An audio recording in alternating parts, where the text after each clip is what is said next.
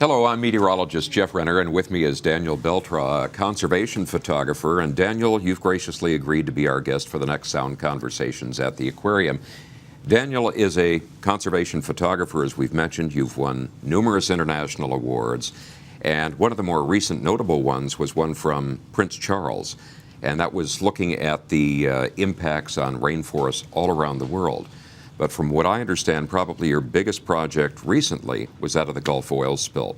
You got down there. What was the first thing that really struck you when you saw it?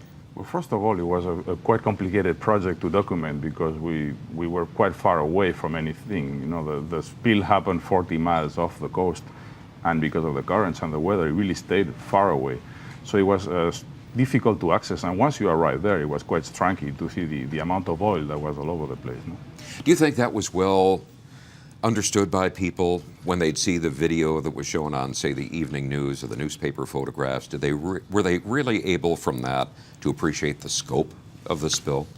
Not at the beginning, but little by little, I would think, yes. There was a lot of also expectation. Nobody knew what to expect. Better said, no, that the spill was happening, all the oil was gushing, but the oil was not reaching the shore. And that was something complicated, no, for people. People wanted to do something about it. They wanted to be active and to help clean, for example, and for weeks there was no oil almost reaching anywhere. What do you think people failed to understand or be informed of through all the coverage? What do you think was the message that did not get out? Well, it's complicated to get a good idea of the implications for the future, and I don't think even us, nobody really knows exactly what's happening in the Gulf and how long this is going to be incorporated in the food chain, probably what are going to be the long-term implications. So that's a big problem. But also, us as individuals, I think we fail to realize what are the consequences of our daily actions. No? So if we use, I mean, I'm the first one that is flying on an airplane that uses oil, but we use too much oil, and the dependence on that oil is provoking this kind of catastrophes. No?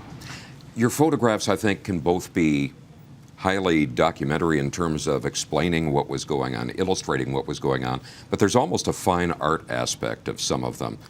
What goal do you have with those photographs? Are you trying to speak to people that might not otherwise want to look at what the impact of this might be? Of course, I want to have the widest audience possible, no? And in that sense, a photography that's more artistic or has a different look might reach a different audience, no? So yes, I want the more of us looking at this problem together, the better, because we need to find solutions together. We are just about 1 year after the initial spill. Are you surprised by the lack of attention being given to something of this scope? Well, I wouldn't say I'm surprised. I mean, we all tend to have a short-term memory, you know, and unfortunately, it's important to remember what happened there. And we already have the big industry talking about a lot of deep-sea drilling in the Gulf or drilling in the Arctic. And again, I think it's time to reconsider the options we have and where this is taking us. Daniel, thank you very much. Again, Daniel's going to be our guest on Sound Conversations Thursday, May 5th at the Seattle Aquarium. Doors open at 7 o'clock. The proceeds from tickets, which are available right now, will be to support aquarium programs. So please join Daniel, myself, and King 5 environmental specialist Gary Chittum. Again, that'll be Thursday, May 5th. Thanks for joining us, and thank you, Daniel. Thank you very much.